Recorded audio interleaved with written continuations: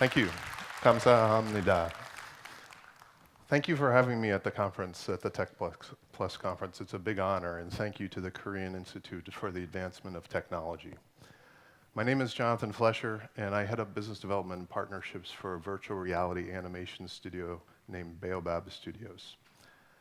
I'm here to tell you a little bit about our first experiences in telling stories in virtual reality. But before I get started, how many of you have actually worn a virtual reality headset at some point? I see a show of hands. This is very common. Virtual reality has actually been around for a while, actually since the 80s, but really it's only over the last few years that it's become something of a consumer technology. So let me tell you a little bit about how we tell stories in virtual reality. When you were young, what did you want to be when you grew up? Was it an astronaut, a fireman? What was your dream? For me, I wanted to be a fighter pilot, screaming across the sky at Mach 2. And if that couldn't happen, I'd settle for being a Formula One race car driver. I have a thing for speed. However, somewhere along the way, that dreamer inside of you became dormant. You start to conform to the values of fame, fortune, and power.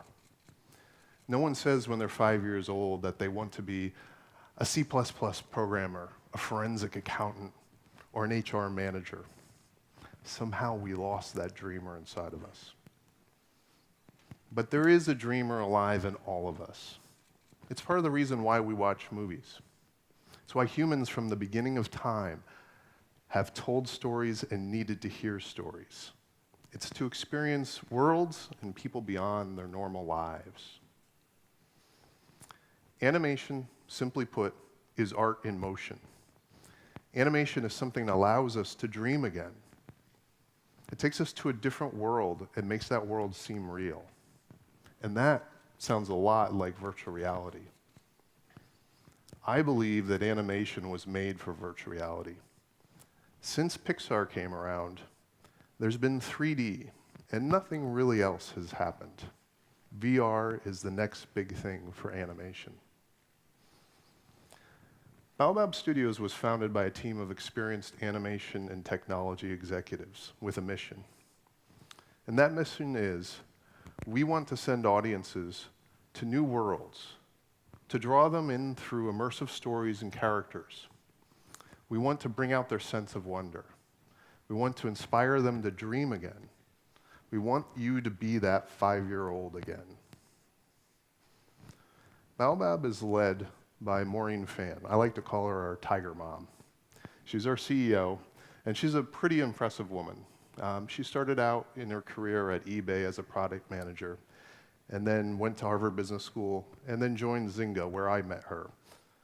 She ended up running the Farmville franchises, which represented about 40 to 45% of Zynga's revenues, about 200 different people under her command. In the meantime, because that job wasn't big enough for her, she produced an a Oscar award-winning short named The Dam Keeper. She ended up meeting the creative founder, Eric Darnell, who's our chief creative officer, who's a pretty amazing guy. His claim to fame was when he was at DreamWorks, he wrote and directed the 4 Madagascar films, including Penguins of Madagascar, which is one of my favorite movies. Collectively, those 4 films grossed about $2.5 billion in the box office. And the third co-founder, Larry Cutler, our CTO, started his career actually in the Stanford Computing Lab working on virtual reality in the early 90s. He realized it wasn't commercially viable, so then went out and joined Pixar in the early days as an engineer, and finally ended up at DreamWorks, where he grew up to become the global head of character animation technology. So when you see Kung Fu Panda's expressive face, or Toothless from How to Train Your Dragons, those emotions and everything that happens on those characters, that's due to Larry and his team. What do we love about the best movies, TV, books, and theaters? It's that they're great, well-told stories with characters that matter to us and that we can fall in love with. It's why we care in Frozen if Elsa can prevent her sister Anna from being frozen. And that really is storytelling's great strength. It's the capacity to elicit profound emotional experiences through empathetic connections with the characters in the story. It's why a filmmaker can make us laugh, cry, or jump in fright just from a set of moving images on a 2D screen. Our first film, Invasion, was released in 2016. It has become one of the top downloaded VR applications, including games, on all major platforms. Even though Invasion is only 6 minutes long, it recently won an Emmy Award for the strength of its story. The emotional connection that audiences were able to experience with the characters in such a short time period surprised all of us. Let me show you a clip from the movie.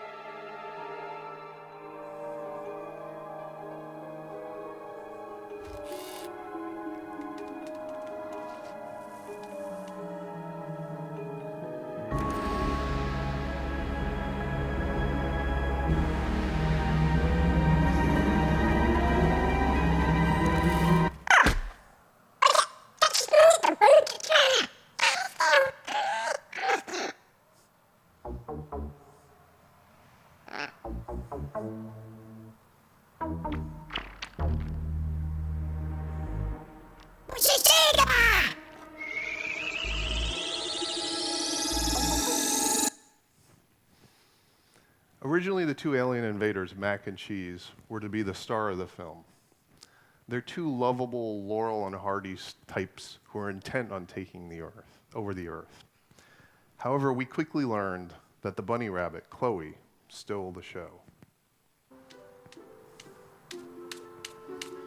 And right here in this moment, this is when you meet Chloe. And this is a pretty magical experience in virtual reality, because you're actually standing there on that frozen lake. And this bunny rabbit comes right up to you. And this is how Chloe stole the show. It felt like there was a real bunny in front of the viewers. This is the power of virtual reality for storytelling. It wasn't because it was a hyper-realistic animation, but it was because the viewer cared what happened to the bunny rabbit. Chloe mattered. When I worked in the gaming industry, I used to say video games were interactive animation and animated movies were non-interactive games. However, VR is not a movie and it's not a game. It's something else. It's an entirely new medium. In Invasion, there is no camera, there's no screen, there's no fourth wall, no mouse, no keyboard, no joystick. It's just you on the ice with Chloe.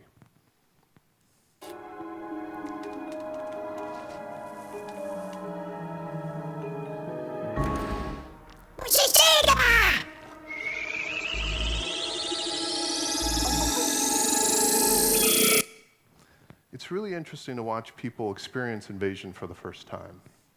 Some people instinctively step and put their real body between the virtual alien and the virtual bunny. They're not there. But those people believe they're there. This is what we call as the power of the bunny, which is a metaphor for the potential of VR. It's to give you the opportunity to believe a character really exists and matters to you, and then be able to act on behalf of that belief. You just can't do that in any other storytelling medium. VR allows us to communicate in ways that we all readily, instinctively communicate with each other, which creates incredibly strong emotional connections. Real-time rendering gives characters the ability to do things like mirror the viewer, which we would never see in a movie. Much like when two people are out on a date, a male and a female, who like each other, and they're in conversation, they start to mirror each other's gestures, head positioning, body positioning. They mimic their body language. So VR is not the same as film, and nobody really knows anything yet.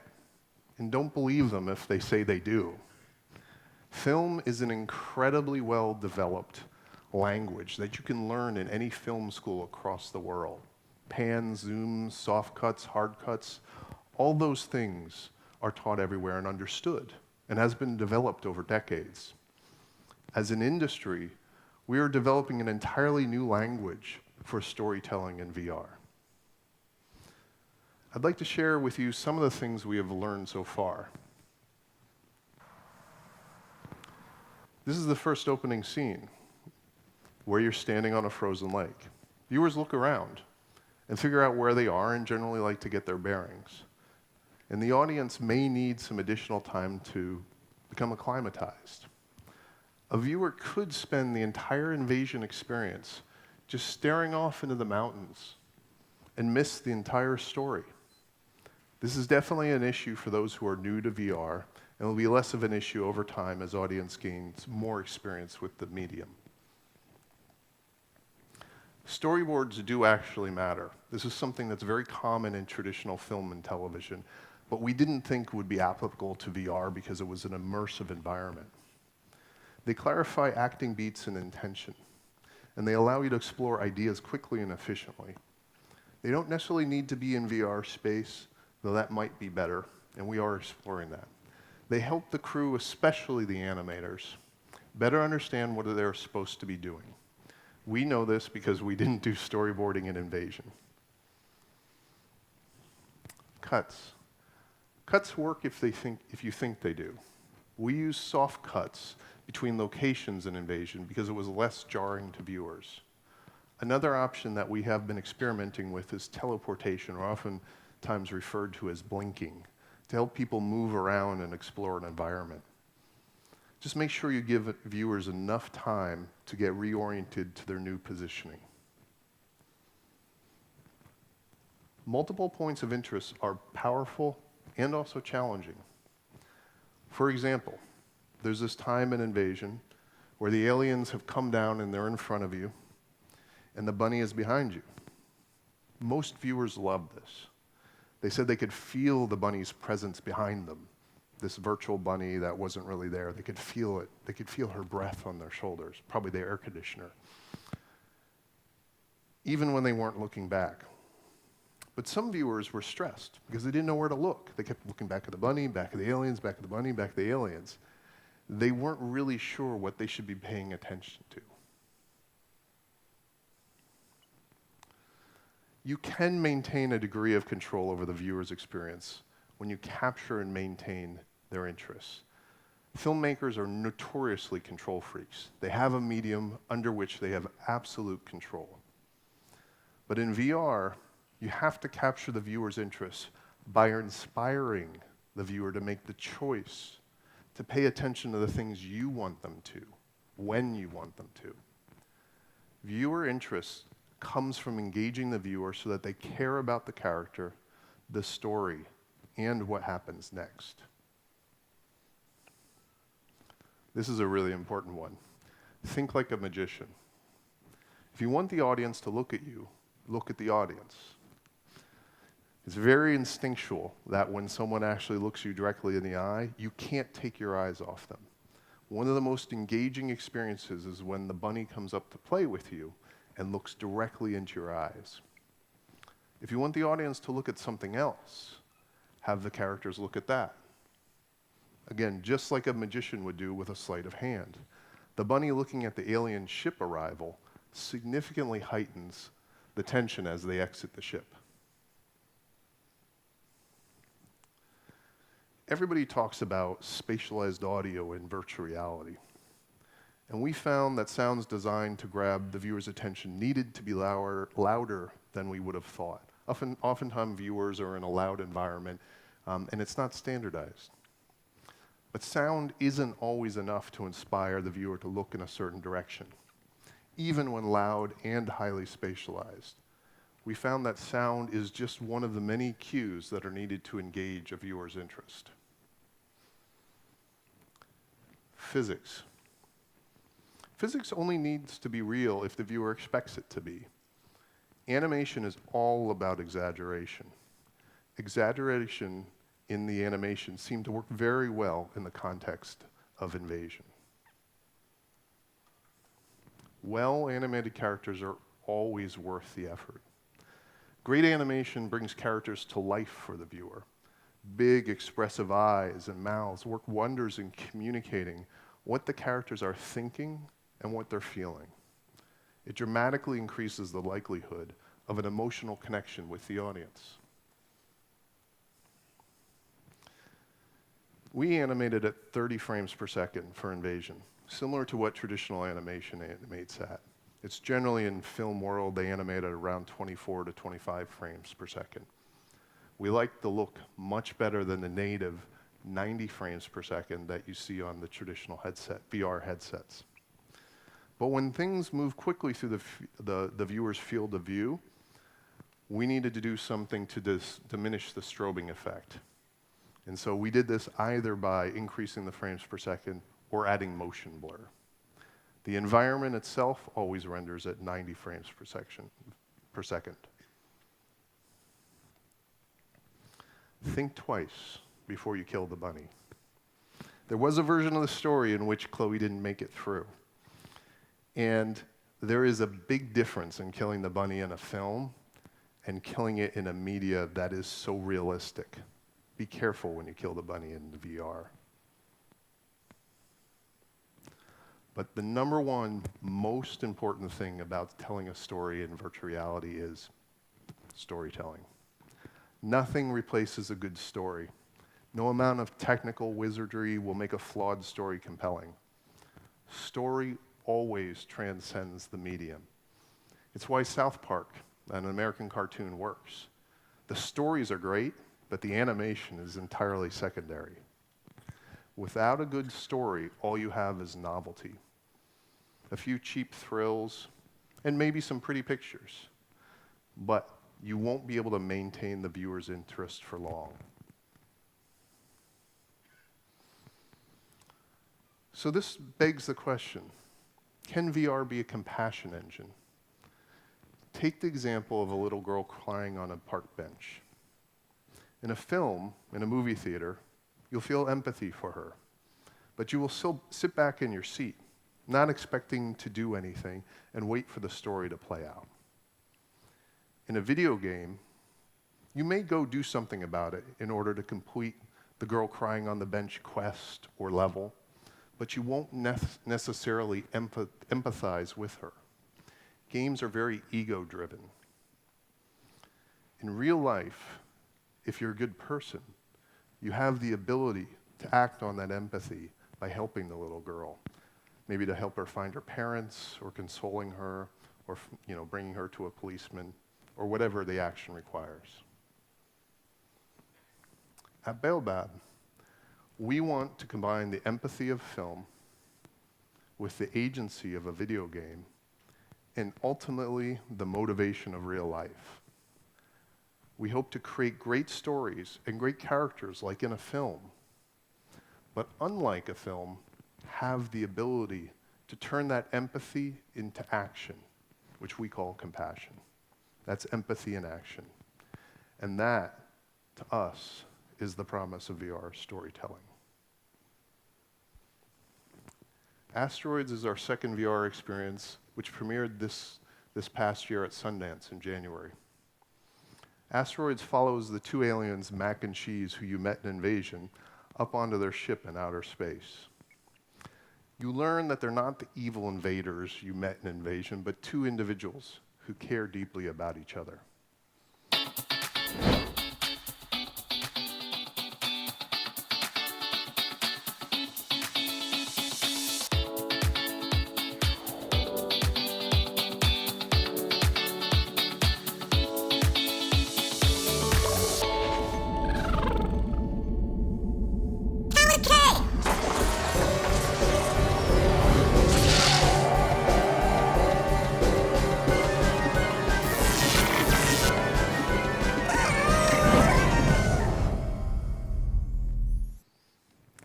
Asteroids is a significant step up in interactivity from Invasion. You play a task robot on the ship and are able to, but you're not required to, play an integral role in the story. This allows the viewer to create a stronger emotional connection with the characters and act compassionately on it. We have found this to be very emotionally satisfying and compelling to audiences. Many people draw the parallel to a branched narrative or a choose-your-own-adventure type interactivity. We like to say it's hard enough to tell one good story, let alone 25 of them. In Asteroids, the primary storyline plays out according to the major beats of the story. What changes is the emotional state of the characters as they relate to you, the viewer, depending on your actions. Just like the example of the little girl on the park bench, if you went up to help her, she might stop crying. The full-length experience will be released later this month for the holidays on Samsung Gear and other major platforms. And finally, our third VR experience is called Rainbow Crow and is based on a Native American legend about the origin of the crow. We premiered the first few minutes of this at the Tribeca Film Festival in New York earlier this year, and the full story, which is the longest piece that we have done to date, should be around 20 to 30 minutes in total runtime, and will be available to consumers sometime in 2018. For Rainbow Crow, we've been incredibly fortunate with the voice talent that we've been able to work on. The lead character of Rainbow Crow is voiced by John Legend, a Grammy-winning recording artist who recently starred in the Oscar-nominated La La Land. The story is set in the time of eternal spring on Earth, before the arrival of man. The animals in the forest find themselves happy and without worry. They think spring will last forever. In this first scene, you meet Skunk and Moth, longtime friends who are out foraging for food. As you can see from these screenshots of the first scene, we're exploring a much more stylized look, giving the film a storybook feel. Lighting is tightly controlled, much like a spotlight in a traditional play. This allows us to direct the viewer's attention and slowly reveal the magical world around them. At the end of the first scene, after the animals run off into the forest, winter arrives. It is at this point the viewer may start to realize that they are playing a part in the story. At various times in the film, the viewer will be able to affect the environment, from gusts of air to sprouting plants to bringing on snow and winter. But we will need to wait more until the first chapter is released to learn more about the story. I'm really excited about the future of storytelling in VR. The things that I'm personally looking forward to that will dramatically accelerate consumer adoption of VR headsets are more creators coming into this space and making great content.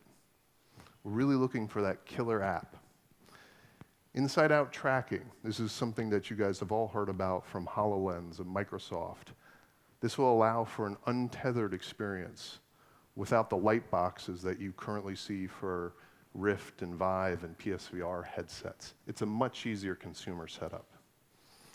And finally, edge cloud rendering that will take the burden off the mobile GPU. We will be able to do real-time rendering in the cloud and have that streamed wirelessly over 5G networks to those headsets. Lower cost, high-quality devices will really make VR accessible to the masses and will allow for much longer, more comfortable viewing times. Thank you very much.